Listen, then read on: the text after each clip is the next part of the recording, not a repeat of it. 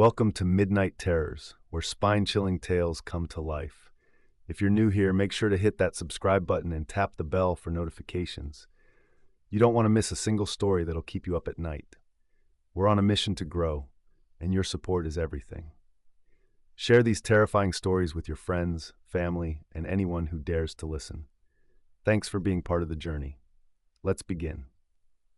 The strangest things people confess to their therapist. Part 1. The Shadows of Confession. Dr. Elaine Carter was a seasoned therapist, known for her calm demeanor and empathetic nature. For over 20 years, she had listened to the darkest secrets and most twisted confessions of humanity. Some stories left her shaken, others made her question the fragility of the human mind. But one case stood out above all others. A confession so horrifying it would haunt her forever. It began on a rainy evening. Elaine's office was dimly lit, the soft patter of raindrops against the windows creating a cocoon of quiet. Her 7 p.m. appointment was with a new client, Jonathan Thorne. He was a wiry man in his late 30s, his gaunt face framed by unkempt hair, and his eyes darted nervously as if he expected someone to be watching. "I've been having nightmares," Jonathan began, his voice trembling. "I see things, or maybe they see me." Elaine nodded calmly, gesturing for him to continue. It wasn't unusual for clients to bring up nightmares in their sessions, but Jonathan's story was anything but usual. "I need to tell you something," he whispered, leaning closer as if the walls themselves were eavesdropping. "When I was 16, I killed someone." Elaine felt her heart skip a beat, but she remained composed. Confessions of violence weren't uncommon, and she had been trained to handle them. "Go on," she said softly. Jonathan swallowed hard, his fingers twitching. "It wasn't just someone. It was my therapist, my first therapist." The room grew colder, the comforting glow of the lamp now feeling like a spotlight on something sinister. Elaine's professional mask faltered for a moment. "What happened?" "She knew too much," Jonathan said, his eyes unfocused, staring past Elaine as if reliving the moment. "I told her things I shouldn't have. I didn't mean to do it, but there was this presence. It told me to." Elaine's stomach churned, but she maintained her composure. "What kind of presence?" Jonathan leaned back in his chair, his hands gripping the armrests. "It's hard to explain. It wasn't human. It lives in confessions. It feeds on secrets. The deeper, darker, and more twisted the secret, the stronger it gets. And once you tell it something, it won't leave you alone." Elaine felt an uneasy chill crawl up her spine. She had heard clients talk about guilt and psychological manifestations before, but this was something else entirely. "It's here now," Jonathan whispered. Elaine froze. The air in the room seemed to thicken, the shadows in the corners growing darker. "Jonathan, what do you mean by here?" "It follows me," he said, his voice trembling. "But it's not just me. It listens to every confession you hear, every story your clients tell you. It's always hungry, always waiting. Don't you feel it?" Elaine tried to brush off his words as paranoia, a delusion fed by guilt or trauma. But as she glanced at the corner of the room, she thought she saw something, a flicker, a movement just beyond the edge of her vision. Jonathan's voice grew frantic. "You've been feeding it too, haven't you? Every session, every dark secret you've heard, it's been feeding on them, on you." Elaine's breath quickened. She wanted to reassure him, to tell him it was all in his head. But the words caught in her throat, tangled in an inexplicable dread. She tried to focus on Jonathan, on his trembling hands, the sheen of sweat glistening on his forehead, but her eyes kept flicking toward the corner of the room. That corner, the one cloaked in shadow just beyond the warm halo of her desk lamp. She had sat in this office for years, bathed in the comfort of its soft light, but now it felt wrong. The shadows seemed thicker than they should be, darker, alive. She swallowed hard and forced herself to meet Jonathan's gaze. "Jonathan," she said, her voice tight, barely a whisper, "there's nothing here. It's just us." His eyes widened, unblinking, as though her words were a cruel joke. "You don't see it," he hissed. "You don't see it yet, but you will." The hairs on the back of her neck rose. Elaine had dealt with delusions before, clients gripped by paranoia, their minds constructing horrors to explain their pain. But this was different. Jonathan didn't sound unhinged. He sounded certain. The lamp on her desk flickered. Her heart jumped. She glanced at the bulb, willing it to stay on. A power surge, she told herself.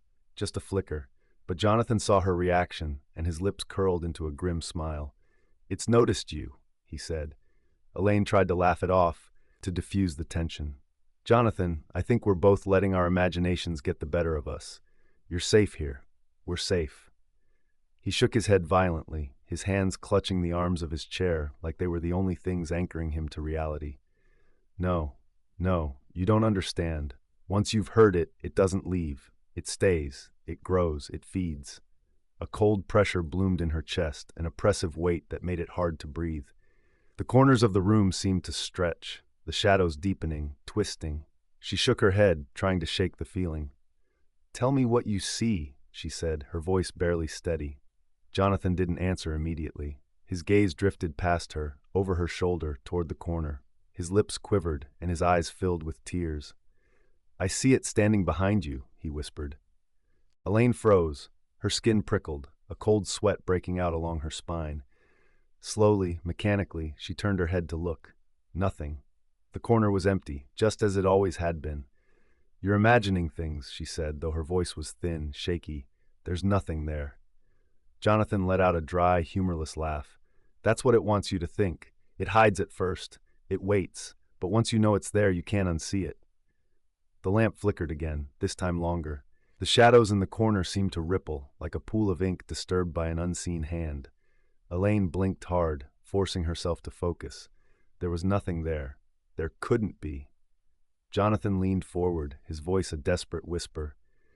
"Do you feel it yet? The heaviness? Like something pressing down on you, watching you? That's how it starts." And she did feel it. The air in the room felt thicker, the weight on her chest growing heavier with each passing second. She tried to ignore it, to ground herself in the familiar, her chair, her desk, the warmth of the lamp, but the growing darkness seemed to leach all comfort from the space. "Jonathan," she said, her voice trembling now, "what does it want?" His eyes locked onto hers, wild and brimming with terror. "It wants your secrets. It lives on them. The darker, the better, and once you've given it enough, it takes you." The lamp flickered again, this time plunging the room into brief, suffocating darkness before sputtering back to life. In that split second, Elaine thought she saw something, a shape in the corner.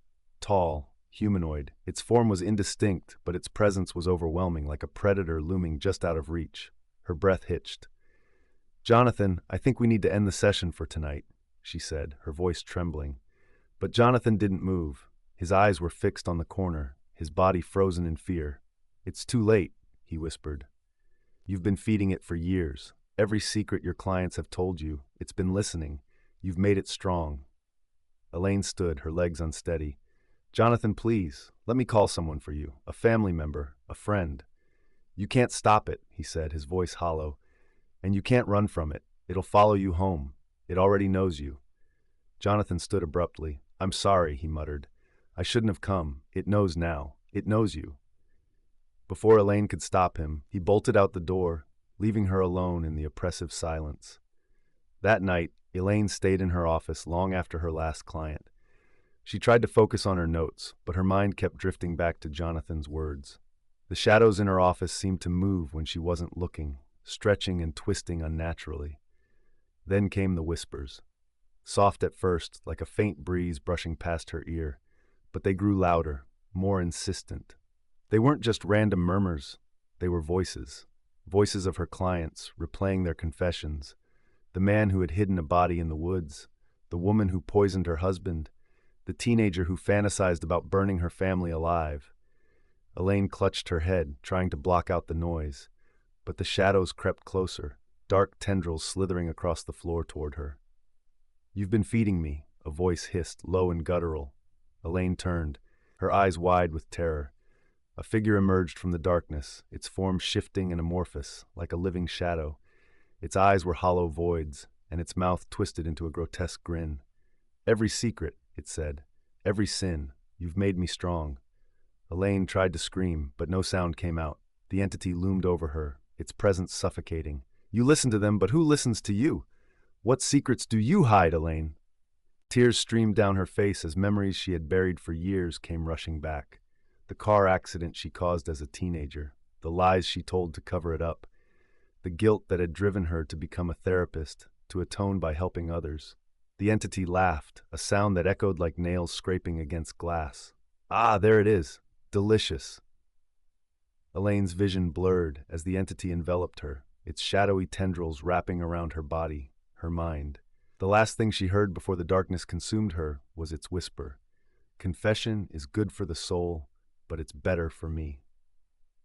Hold on tight, because you're about to enter a world of pure terror.